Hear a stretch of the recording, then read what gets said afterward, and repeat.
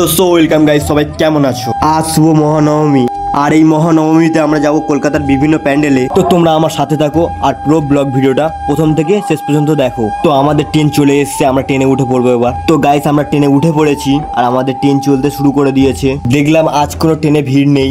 আমি জানি যে তোমরা পুরো ব্লগটা দেখতে গেলে একঘেয়ে হয়ে যাবে, তাই ব্লগের মাঝখান থেকে অনেক ভিডিও কেটে দিয়েছি। তো আমরা অবশেষে শিয়ালদা স্টেশনে চলে এসেছি। তো কত লোক দেখতে পাচ্ছ। আমরা এখন যাব শিয়ালদা থেকে শিয়ালদা মেট্রো স্টেশনে, আর আমরা ওখান থেকে মেট্রোর টিকিট কেটে যাব করুণাময়ীতে। তাই আমরা সিঁড়ি দিয়ে মেট্রো স্টেশনে চলে আসলাম। তো আমরা আবার লিফটে করে মেট্রো যেখান থেকে যাই সেখানে চলে আসলাম। তারপর দেখি আমাদের মেট্রো অবশেষে গন্তব্য স্টেশনে এলো। তারপরে আমরা মেট্রোতে উঠে পড়লাম।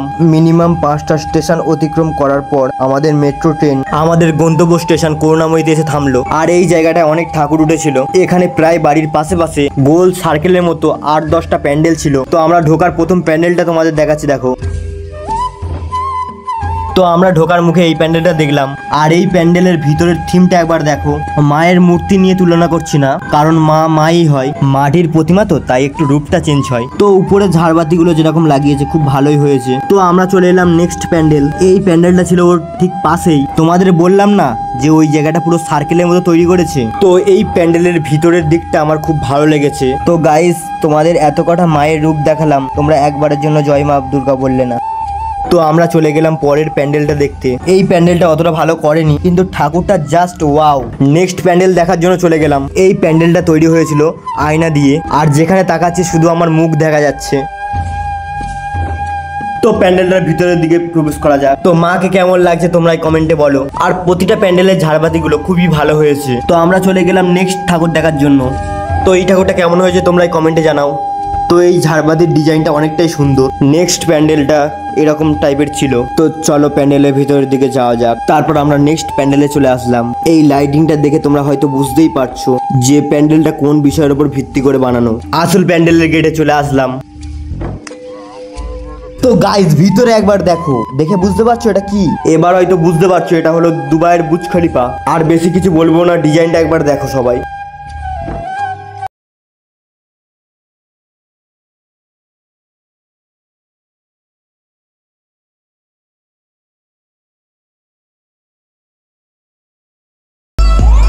তো গাইস ওই যে সাউন্ডটা ছিল, সাউন্ডটা ওখানেই বাজছিল, আর এতটা ভাইব্রেট হচ্ছিল তোমাদের কি বলবো। তো গাইস চলো আমরা ভেতর দিকে প্রবেশ করি। তো গাইস ঠাকুরটা কেমন লাগলো আর প্যান্ডেলের ডিজাইনটা কেমন লাগলো তোমরা একটু কমেন্টে জানিও।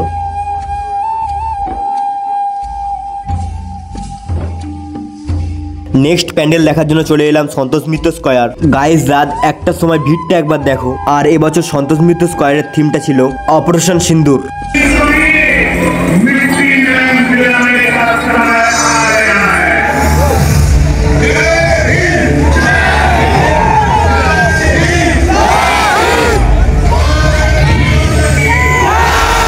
তারপর আমরা প্যান্ডেলটার ভিতর দিকে প্রবেশ করলাম, আর প্যান্ডেলটা তৈরি করেছে পুরো গুহার মতো।